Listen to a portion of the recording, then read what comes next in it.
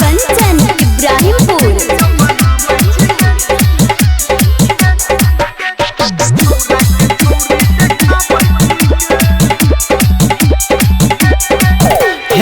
दिन में चार बेर देखै छी एना बने हीरोइन जेना कटरीना छोरी जेना करीना हे गे जेना कटरीना गो टिकटॉक पे वीडियो बनाबै छी गे सब छौरा के छौरी देखाबै छी गे टिकटॉक पे वीडियो बनाबै छी गे सब छौरा के छौरी देखाबै छी गे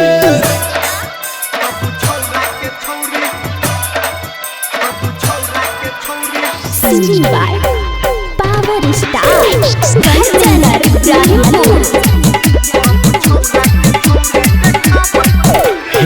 लाली लगाबै छ बाली लगाबै छ पेन के साड़ी तू ढोढ़ी देखाबै छ आय हाय लाली लगाबै छ बाली लगाबै छ पेन के साड़ी तू ढोढ़ी देखाबै छ हिट बहुत तो वीडियो हो जेना जेना जेना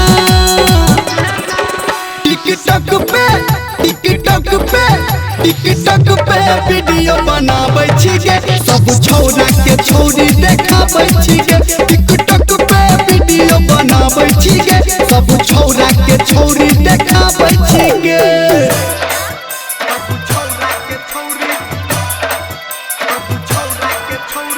माँ गायत्री रिकॉर्डिंग स्टूडियो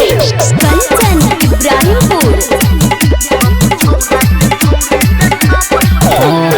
गजरा लगाबै छ गजरा सजाबै छ राइटर बादल के छौरी लुभाबै छ गजरा लगाबै छ गजरा सजाबै छ राइटर बादल के छौरी फसाबै छ देखो घर में न लागो न टोहना टोहना टोहना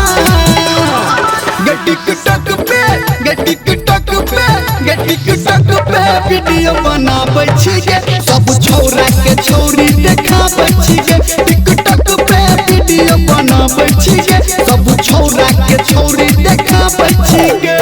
किया गे।